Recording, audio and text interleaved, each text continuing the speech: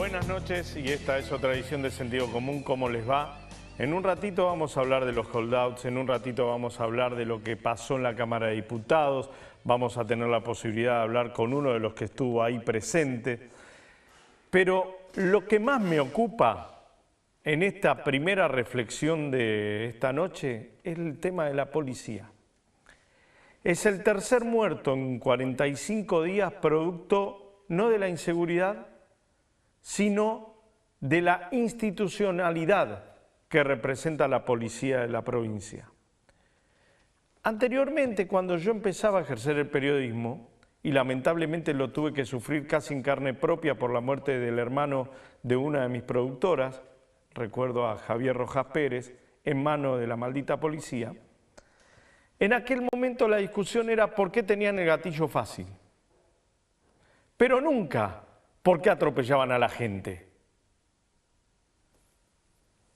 Sucedió en dos barrios muy difíciles de San Martín, hace un mes nomás, donde casi en situación de una semana tras otra fallecieron dos personas producto de que un patrullero las atropelló.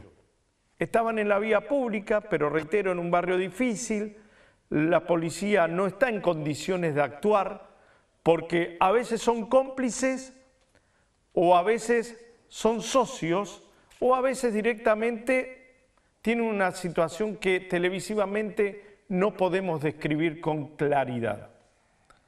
¿Y entonces qué hacen cuando se producen esos procesos? Huyen.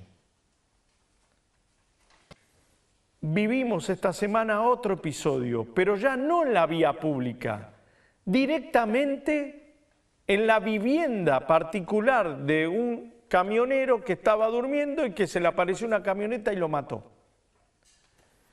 Pero no lo mató inmediatamente, lo mató producto del impacto, pero lo dejaron ahí casi 40 minutos. Entonces, reflexionemos. Primer aspecto que hay que ver acá en esta situación es la institución policial y el Estado. Un Estado que en la última década, y un poquito más también, se ha encargado de poner en la calle personas que no están capacitadas para estar ejerciendo el rol de policía. Que el policía era vocacional, que el policía era una persona preparada para tal efecto, que sabía lo que le podía pasar cumpliendo su deber. Ahora, lamentablemente, producto de la crisis que nos atraviesa desde hace mucho tiempo a los argentinos, es simplemente una salida laboral. Y esa salida laboral además es utilizada por los estados, en este caso el estado de la provincia de Buenos Aires, para decir, tenemos más policías y ponemos más policías en la calle.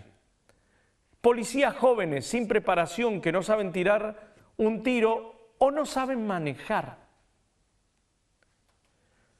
Los otros días me comentaba un intendente de la región que la orden que les impartió el ministro de Seguridad de la provincia, Cristian Ritondo, es que no compren más vehículos chicos porque al ser blindados los vehículos chicos que tienen motor chico no pueden tener la potencia que se necesita para perseguir a los ladrones en las calles.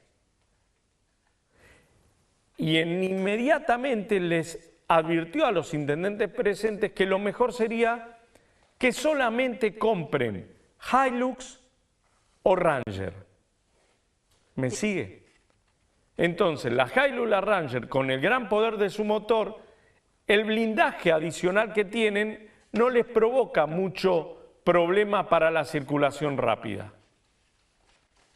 Está bien, yo le acepto este punto de vista. Ahora, Ritondo, no me ponga a manejar a personas que ni siquiera pueden manejar un vehículo común, un patrullero de estas características, que en velocidad y por las calles bonaerenses y por las calles de los barrios bonaerenses, La Rana, La Catanga, Virreyes, en este caso González Catán, Merlo, la que usted quiera, son inviables. Es como andar con un tanque a 100 kilómetros por hora y que lo manejara yo, que no tengo experiencia para manejar ese tipo de vehículos.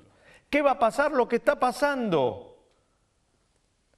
Que por esquivar un montículo, por esquivar una loma de burro o por venir, no sabemos cómo, matan gente.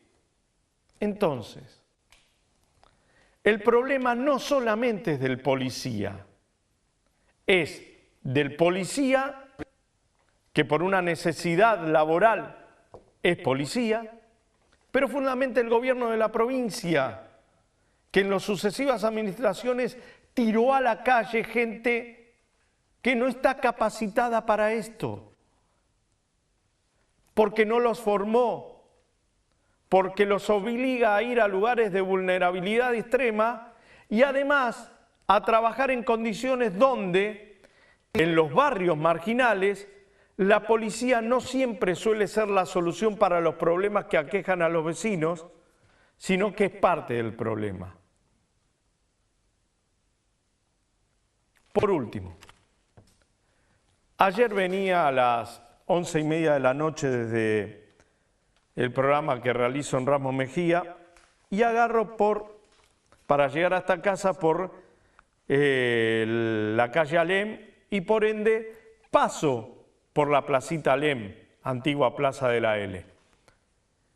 En el trayecto que ingreso a la plaza hasta que termina la plaza vi no menos de 5 patrulleros de diferentes características, grande, chico, mediano. Hasta llegar a mi casa yo tengo 25 cuadras más. Fui mirando por la calle en la que iba y después por las laterales. No vi ningún patrullero más. A ver, durante el día veo patrulleros, pero a mí lo que me llama la atención es que haya tantos patrulleros. Por ende, los otros días comentaba en el barrio, che, ¿vieron la cantidad de patrulleros que estamos viendo? Y estaba bueno sentirse protegido. Ahora, no tiren todos los patrulleros donde van a caminar los dirigentes políticos de mediano y gran nivel municipal. Porque eso también es el otro diario de Irigoyen. Buenas noches, esta es otra edición de Sentido Común.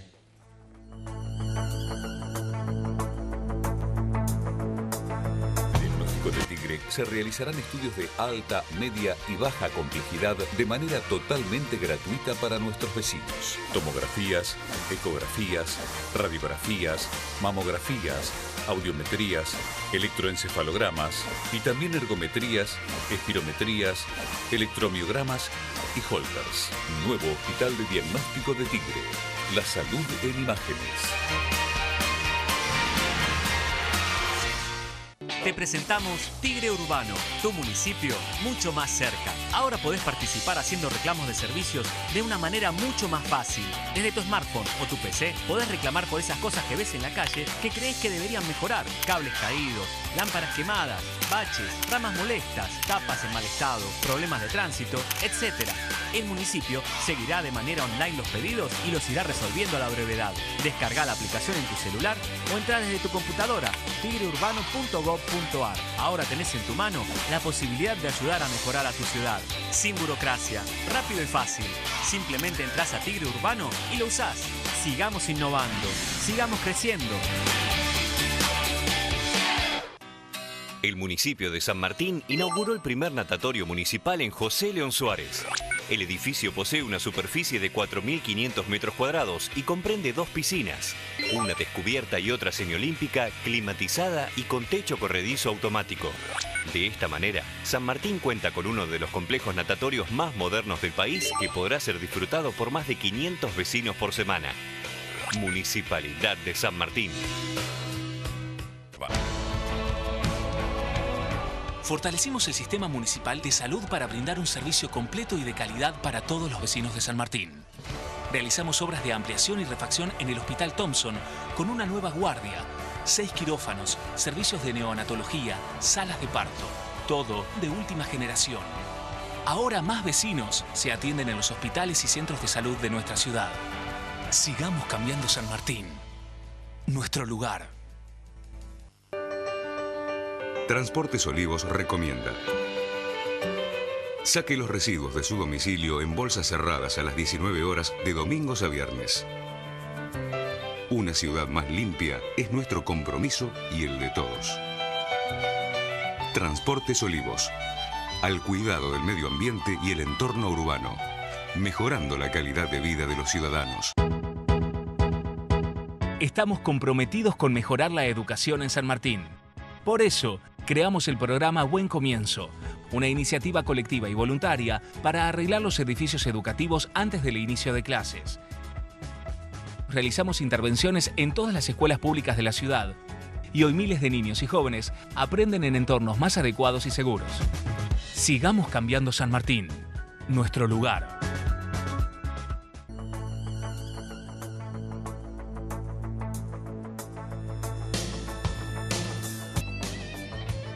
Continuamos con Sentido Común y esta semana se trató en la Cámara de Diputados y después se dio medio sanción el proyecto para derogar las leyes que desde la década pasada o desde el kirchnerismo se impusieron para inhabilitar cualquier negociación posterior con los que quedaron fuera de las negociaciones trazadas por Roberto Lavagna y Néstor Kirchner al principio del mandato de Néstor Kirchner. En esas negociaciones también estaban incluidas posteriormente el Club de París, el pago a YPF. Fue una sesión maratónica donde hablaron todos y a mí me llamó la atención el discurso de Máximo Kirchner, un discurso que está alejado del preconcepto que todos tenemos de él, que es un hombre que solo se dedica a manejar la PlayStation. Realmente interesante, un punto de vista político, claro, está en desacuerdo, pero esto no tiene que ver nada con Otesur, con las valijas, estoy hablando, me circunscribo simplemente a lo que uno presumía que podía llegar a decir y la agradable sorpresa después de que dijo lo que dijo. Horacio Alonso es diputado nacional del Frente Renovador, se da la paradoja que está a quien reemplazó también en el estudio, Adrián Pérez. Horacio, ¿cómo andás? Buenas noches. Buenas noches, Alejandro. A ver, una primera semblanza, porque es tu primera vez como diputado nacional y una sesión de estas características, ¿no? Que empezaste en una de esas sesiones ordinarias promedio. Bueno, una primera impresión es absolutamente positiva porque el Congreso de la Nación, como poder de la República, recupera el rol que le otorga la Constitución y las facultades que le son propias. El debate fue un debate enriquecedor y apasionante, y esto es consecuencia de la sabia decisión del pueblo argentino expresada en las urnas en octubre del año pasado, cuando decidió se concluyeron los proyectos hegemónicos. Es necesario construir consenso para gobernar en la Argentina. El Ejecutivo remitió un proyecto, ese proyecto fue sujeto a consideración y se le introdujeron aproximadamente 17 modificaciones. Distintas bancadas formularon sus propuestas en la inteligencia de que era necesario superar esta contingencia para que la Argentina se reinserte en el mercado internacional de crédito. Todo el mundo considera que pagarle a los fondos buitres no es algo edificante, pero nosotros también desde la oposición entendíamos que el gobierno nacional necesitaba de estos instrumentos para avanzar en la gobernabilidad. De aquí en más, yo creo que va a ser un dato ineludible el consenso en ambas cámaras del Congreso de la Nación. Lo que llamó la atención que en los últimos 2 años el kirchnerismo, más allá de tener una mayoría holgada en la Cámara de Diputados, siempre sacaba los proyectos con 129 votos, 130, 131. En esta oportunidad el quórum se logró con más de 150 legisladores y después se votó en forma afirmativa por la eliminación de los cerrojos por 160 y pico, es decir, se vio que hubo una discusión política. Ahora, ¿Hubo discusión política? ¿Y cómo hacen ustedes para superar también lo que se ve y lo que aparece publicado en los medios, el tema de la pirotecnia verbal, esta declaración de Macri para con Massa que está jugando a la chicana y este tipo de situaciones? Bueno, ese tipo de manifestaciones como mínimo son poco felices. A un jefe de Estado lo jerarquiza expresarse en esos términos. Pero no es el eje del debate central de la Argentina.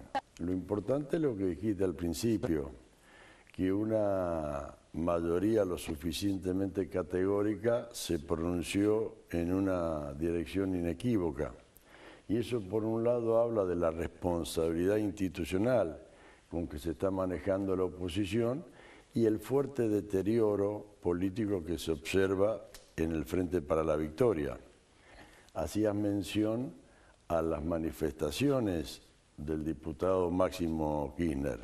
Es legítimo que defienda su posición, pero no tuvo una manifestación extrema ni se oponía a un acuerdo, simplemente plantearon su tesis, consideraron que era necesario disponer de un mayor tiempo y negociar a partir de otras premisas. La Argentina está dando un dato, la clase política, perdón, está dando un dato de madurez política y es necesario el concurso de todos. ¿Cuánto va a durar? Porque como decía Perón, esto lo arreglamos entre todos o no lo arregla nadie. ¿Cuánto va a durar qué? Esta responsabilidad política, esta sensación que, mirá, pugnamos por la mejoría de cada uno de los sectores, pero en algún momento esto estalla. Nosotros, bueno, la Argentina lamentablemente vive de esas experiencias. Las circunstancias presentes, la hora histórica que vivimos, nos obliga a actuar con la mayor responsabilidad, defendiendo cada uno su agenda política o legislativa. Así como tuvimos urgencia en resolver esta cuestión pendiente con los fondos buitres, ahora nosotros decimos que con la misma celeridad hay que darle respuesta a las legítimas demandas de la sociedad de los argentinos y avanzar en una respuesta afirmativa a la deuda interna, el 82% móvil para los jubilados, el tema del impuesto a las ganancias, tratar de tutelar el empleo porque estamos atravesando una situación crítica y no puede ser la variable del ajuste los sectores más vulnerables. El Frente Renovador o Sergio Massa, ¿qué tiene como prioridad? ¿Captar al peronismo que se está desintegrando porque antes se iba mansamente al kirchnerismo o ir por otra vía, quizás la más amplia, que puede llegar a también canalizar sectores sociales progresistas como Margarita Stolbizer? ¿Cuál es la de las dos? Las dos juntas no entran. Sergio Massa es un dato objetivo de la realidad, hoy es un actor central de la política nacional y tiene como propósito ser protagonista del proceso electoral en el 2017. El espacio que él encabeza es diverso y plural, con un fuerte anclaje en el peronismo. Es necesario ampliar la base de sustentación para confrontar en el 17 en los mejores términos y esa ampliación se va a dar con sectores del peronismo, con figuras prominentes de otras expresiones políticas y con sectores independientes. Bueno, pero vos, por ejemplo, en el distrito de 3 de febrero abriste el diálogo a sectores que hasta ayer no tenían diálogo, como los sectores del Frente para la Victoria, por ejemplo, que eran los más radicalizados en contra de cualquier tipo de acuerdo o de agenda en común con el Frente Renovador. Bueno, cada distrito tiene particularidades que le son propias. En 3 de febrero tenemos que reencontrarnos los peronistas, reorganizar el movimiento y renovar la dirigencia. Hay compañeros que tienen responsabilidades institucionales que se incorporaron al Consejo Deliberante porque fueron candidatos de distintos frentes, pero ellos tienen una identidad Y a partir de esa identidad y de ese compromiso político hemos inaugurado un diálogo para construir un espacio común que pueda no solamente contenernos, sino en un futuro expresarnos. Horacio, ¿vos crees, qué olfateaste en la Cámara? ¿Crees que la semana que viene o antes del periodo prefijado por la justicia norteamericana, Argentina va a tener el destrabe de la ley Cerrojo? ¿El Senado se aprueba? Yo deseo que en el Senado se apruebe. De conformidad a la información que dispongo es lo más probable. Los gobernadores se están manejando con responsabilidad institucional, como dije recién, y además tienen responsabilidades de gobierno y por lo tanto pueden ser beneficiados por esta decisión. Obviamente que va a haber un debate, inclusive una tensión en el Senado, diferente a la de diputados por la composición propia del Senado de la Nación, pero creo que para los intereses de la Argentina y de los argentinos es necesario que esto se resuelva. Ahora, seamos conscientes que las modificaciones que se le introdujeron en la Cámara de Diputados tienen que ser ratificadas en el Senado, porque si el Senado hace algunas modificaciones, tiene que volver a la Cámara originaria. Y acá están jugando los tiempos, sin necesidad de pecar de urgencias, tenemos que adecuarnos a esta circunstancia y pronunciarnos a la brevedad posible, con los recaudos que se tomaron en diputados, fijar con precisión el monto del endeudamiento, esperar que se pronuncie la segunda instancia para cerrar el acuerdo, de aquí en más tener en claro que el endeudamiento no puede ser para cuentas corrientes, sino para tareas de obras de infraestructura.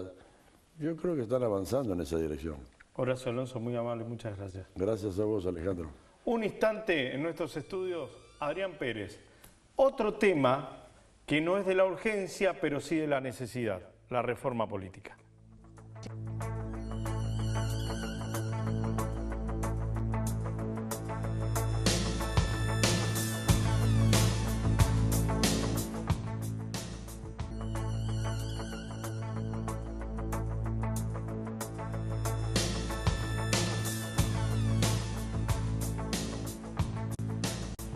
Continuamos con Sentido Común.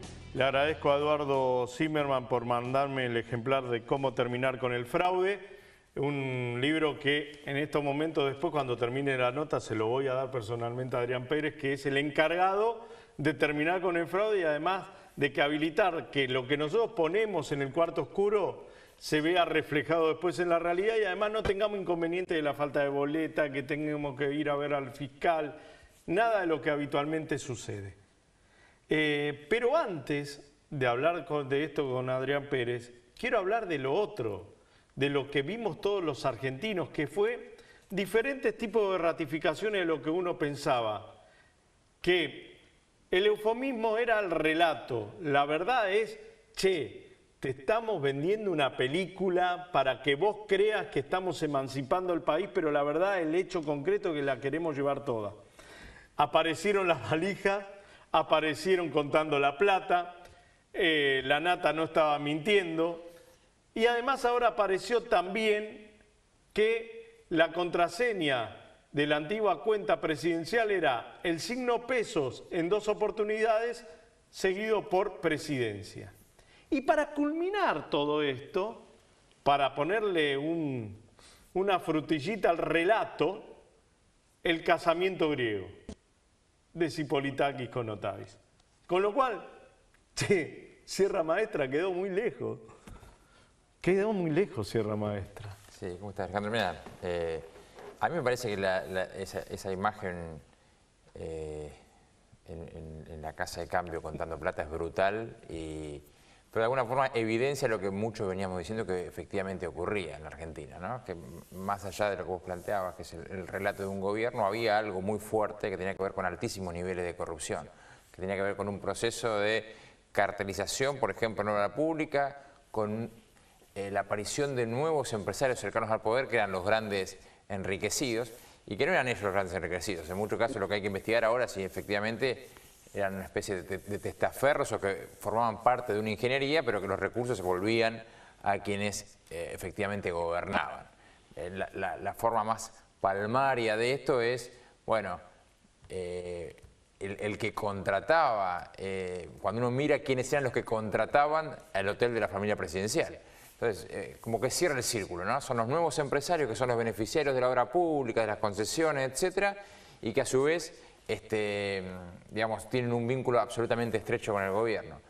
Esto es lo que se pone muy en evidencia ahora, con jueces que hasta hace poco tiempo no hacían nada y que ahora es probable que comiencen a impulsar las causas judiciales. Ahora, ¿por qué la sociedad admite esto? Porque como la sociedad también admitió que durante el proceso militar no pasaba nada, después admitió durante la década de Menem que no pasaba nada, admitió el kirchnerismo y lo apoyó fervientemente sin contemplar ninguna situación accesoria, y la justicia y todas las instituciones se acomodaban a ese val.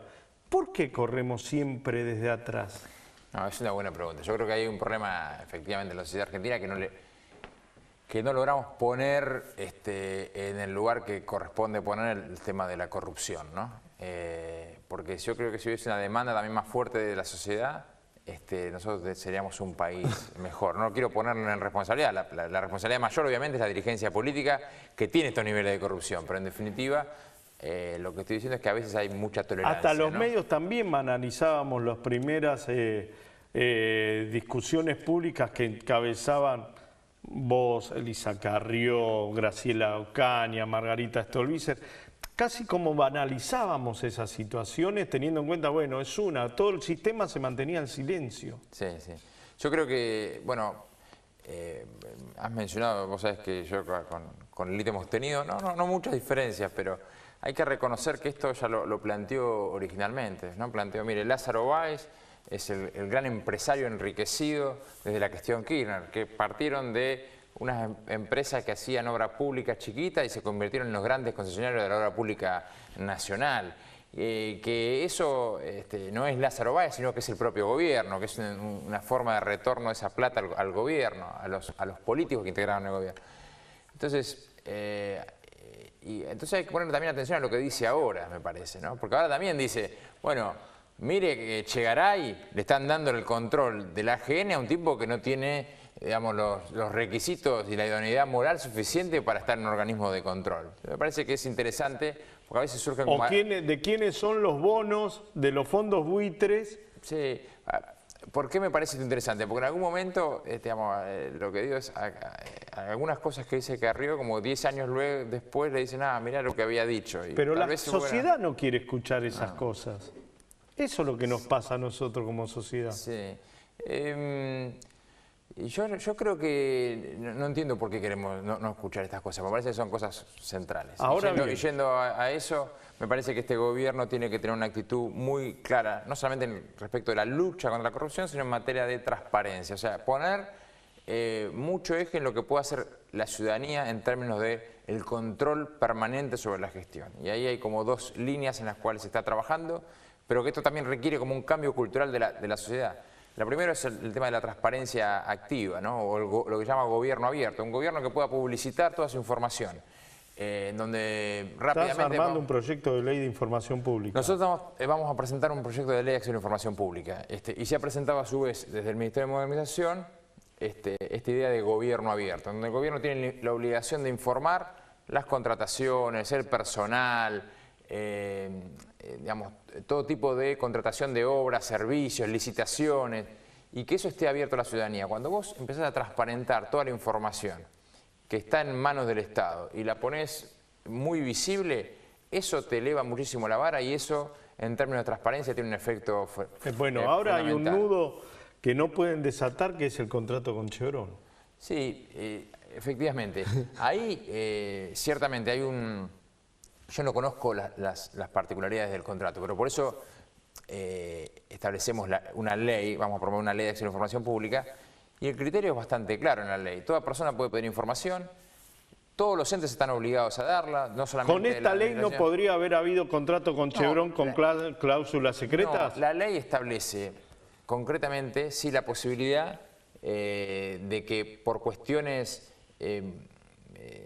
o de seguridad, por ejemplo, o de política exterior, o de defensa, o algunas cuestiones vinculadas a lo comercial, se puedan establecer tachas o se puedan establecer algunas reservas, ¿no?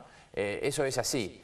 Yo lo que no sé es si porque no conozco el contrato, cuáles son las razones de esa tacha, pero lo que sí tengo claro es que a partir de la ley está muy restringida la posibilidad de la reserva. O sea, la ley establece como un sujeto, el sujeto activo, que es el ciudadano, es muy amplio, cualquier persona puede pedir información. Los sujetos obligados también son muy amplios, todos los sujetos están obligados, no solamente la administración central, sino que vamos a obligar al Poder Legislativo, a la justicia, a las empresas concesionarias de servicio público, a los partidos políticos, a los sindicatos. Y lo que establecemos es, el marco de restricción es muy acotado, o sea, son muy pocas las cosas que pueden no ser informadas. Así que ojalá que la ley permita esto, que cada vez haya menos oscurantismo y cada vez haya más información al servicio de la gente.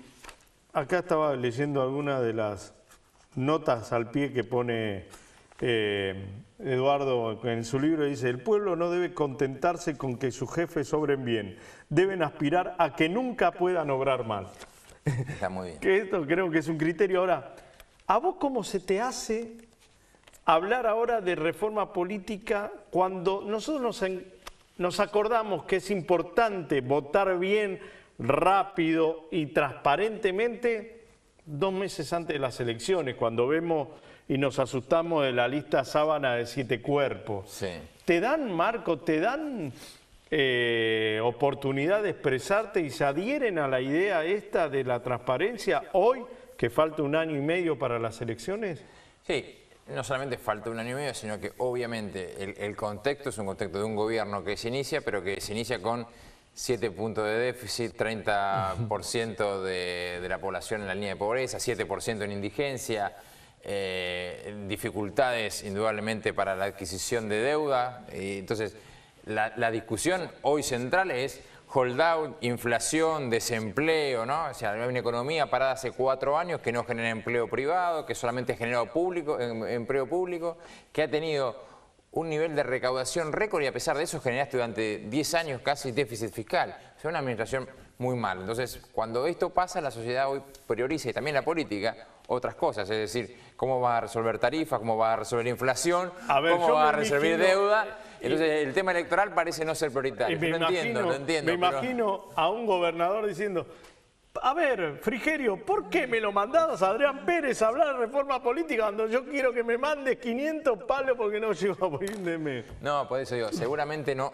aparece como una cuestión prioritaria hoy, pero creo que es una necesidad para la Argentina, con lo cual también saber que si no la trabajamos hoy es muy difícil que podamos votar distinto en el 2017. Así que yo creo que también, así como te digo, vamos a tener una ley de acción de información muy pronto para estar en el Congreso, vamos a tener una reforma electoral muy pronto. ¿La vamos a aplicar en el 2017? Y la idea es poder aplicarla en el 2017. Vamos a ver si llegamos, pero ya hemos hecho muchas reuniones con los ministros de gobierno de todas las provincias, con los partidos políticos, con los jueces electorales, con académicos que trabajan el tema, con las organizaciones de la sociedad civil. Ya estamos ahora en una etapa que es tratar de terminar de definir el proyecto para presentarlo al Congreso, con algunos ejes. Un eje es el tema de la boleta única electrónica o digital, bueno... Con urna única también, que no vaya a un centro de cómputo general directamente, sino que cuando abrís la urna podás constatar que los votos son así. Sí, mira, las experiencias tanto de Salta, Ciudad de Buenos Aires, San Luis y demás han sido interesantes, no solamente porque... y no estoy diciendo el mismo sistema, pero por lo menos un sistema similar. ¿Por qué ha sido interesante? Porque ha agilizado mucho, ha sido transparente, ha tenido un nivel de aceptación ciudadana muy alto. Y también esto es la posibilidad de votar en forma, digamos, votar en una pantalla, pero que te quede el respaldo en papel. Y ese respaldo en papel es lo que en definitiva se termina contando. Pongo un ejemplo, en Salta hubo un cuestionamiento en la elección. Por lo tanto se decidió hacer la apertura total de las urnas. Y lo interesante es se hizo un conteo manual de las zonas electrónicas. Porque como tenés un respaldo en papel, podés contar luego voto por voto. Se hizo ese conteo de votos y hubo diferencia cero entre lo que había dado el escrutinio provisorio y lo que dio nuevamente el escrutinio definitivo con conteo voto a voto. Vos recordarás lo que fue la provincia de Buenos Aires, la última elección, la diferencia grandísima que hubo entre lo que fue el escrutinio provisorio que informaron esa noche y lo que fue un mes después el escrutinio definitivo en la provincia de Buenos Aires. El renovador que obtuvo más votos, todo. Entonces, indudablemente estas cosas de poder, poder tener un conteo manual y ver que eso da igual que el escrutinio provisorio, que sea a su vez un escrutinio provisorio ágil, que la gente pueda votar más claramente por categoría. Todo eso ayuda a la transparencia y a la equidad entre los partidos políticos. Hoy no es equitativo. Hoy si tienes un partido chico, bueno, vas al muere. Tu boleta lo más probable es que no aparezca en el cuarto oscuro, ¿no? Pensemos, somos personas que conocemos bastante el conurbano, digamos. Es así. Hay algunos que tienen capacidad para fiscalizar la elección y garantizar que esa boleta esté, y los otros, bueno, mala suerte. ¿Ese ejército de fiscales también los vamos a necesitar para esta oportunidad? Los partidos políticos siempre van a tener la posibilidad de tener sus fiscales y seguramente en las primeras elecciones pero creo que en la medida que gana confianza el sistema tampoco necesitas ese ejército de fiscales. No, porque capaz que te vas y queda vacía la urna durante una hora y el único partido que tiene un fiscal empieza a poner a ver quién tiene que venir a votar acá. ¿Se puede producir eso? No. El sistema que nosotros estamos pensando es un sistema muy seguro que lo que hace es, vos tenés que hacer primero la identificación en el padrón, lo que haces es hacerlo más ágil porque votás en una pantalla, pero tenés un respaldo en papel y eso te permite un conteo electrónico muy ágil. Así que lo que sí es esto, es mucho más rápido, es más transparente, es más equitativo para las fuerzas políticas. Así que esperemos que en ese camino se pueda avanzar. Esperemos que también en algún tiempo podamos tener un organismo electoral. Hoy hay dos órganos electorales. Está la Cámara Electoral, están los jueces electorales y a su vez hay un órgano administrativo que es del Poder Ejecutivo. Yo lo que quiero es que, o lo que queremos es que ese órgano que hoy es dependencia del Ejecutivo sea un órgano más autónomo, autárquico, profesional y que no dependa de un gobierno, ¿no? Sobre ese eje también estamos trabajando. Y después simplificar un poco el cronograma electoral, ¿no? Respetamos absolutamente las autonomías provinciales, pero vamos a tratar de ordenar un poco. El último año sobre 50 domingos, 30 tuvimos elecciones. Yo creo que si nos ponemos un poquito de acuerdo, podríamos simplificarle un poco la vida también a la gente con menos cantidad de elecciones domingo tras domingo, ¿no? Adrián, gracias por estar presente. No, gracias a ustedes. En un instante continuamos con Sentido Común.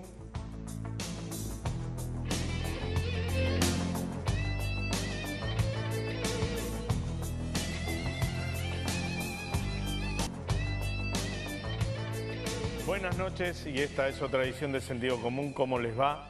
En un ratito vamos a hablar de los holdouts, en un ratito vamos a hablar de lo que pasó en la Cámara de Diputados, vamos a tener la posibilidad de hablar con uno de los que estuvo ahí presente. Pero lo que más me ocupa en esta primera reflexión de esta noche es el tema de la policía. Es el tercer muerto en 45 días producto no de la inseguridad, sino de la institucionalidad que representa la policía de la provincia.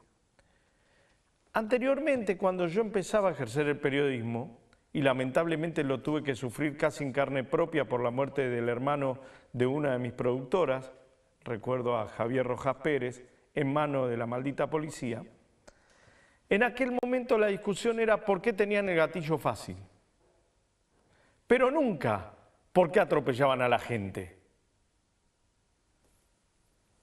Sucedió en dos barrios muy difíciles de San Martín, hace un mes nomás, donde casi en situación de una semana tras otra fallecieron dos personas producto de que un patrullero las atropelló.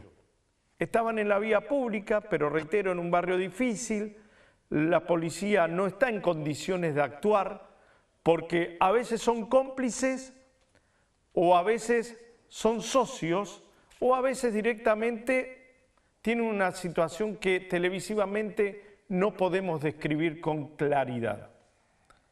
¿Y entonces qué hacen cuando se producen esos procesos? Huyen.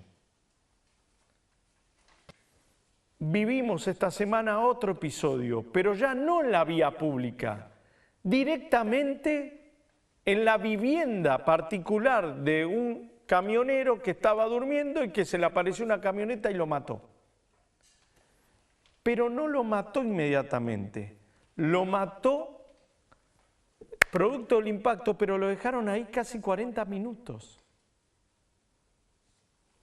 Entonces, reflexionemos. Primer aspecto que hay que ver acá en esta situación es la institución policial y el Estado. Un Estado que en la última década, y un poquito más también, se ha encargado de poner en la calle personas que no están capacitadas para estar ejerciendo el rol de policía. Que el policía era vocacional, que el policía era una persona preparada para tal efecto, que sabía lo que le podía pasar cumpliendo su deber. Ahora, lamentablemente, producto de la crisis que nos atraviesa desde hace mucho tiempo a los argentinos, es simplemente una salida laboral. Y esa salida laboral además es utilizada por los estados, en este caso el estado de la provincia de Buenos Aires, para decir, tenemos más policías y ponemos más policías en la calle. Policías jóvenes, sin preparación, que no saben tirar un tiro o no saben manejar. Los otros días me comentaba un intendente de la región que la orden que les impartió el ministro de Seguridad de la provincia, Cristian Ritondo, es que no compren más vehículos chicos porque al ser blindados los vehículos chicos que tienen motor chico no pueden tener la potencia que se necesita para perseguir a los ladrones en las calles. Y inmediatamente les advirtió a los intendentes presentes que lo mejor sería que solamente compren Hilux o Ranger. ¿Me sigue? Entonces, la Hilux y la Ranger, con el gran poder de su motor, el blindaje adicional que tienen no les provoca mucho problema para la circulación rápida. Está bien, yo le acepto este punto de vista. Ahora, Ritondo, no me ponga a manejar a personas que ni siquiera pueden manejar un vehículo común, un patrullero de estas características, que en velocidad y por las calles bonaerenses y por las calles de los barrios bonaerenses, La Rana, La Catanga, Virreyes, en este caso González Catán, Merlo, la que usted quiera, son inviables. Es como andar con un tanque a 100 kilómetros por hora y que lo manejara yo, que no tengo experiencia para manejar ese tipo de vehículos. ¿Qué va a pasar? Lo que está pasando.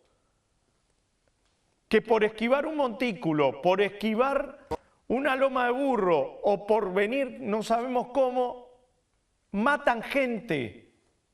Entonces, el problema no solamente es del policía, es del policía que por una necesidad laboral es policía, pero fundamentalmente el gobierno de la provincia, que en las sucesivas administraciones tiró a la calle gente que no está capacitada para esto,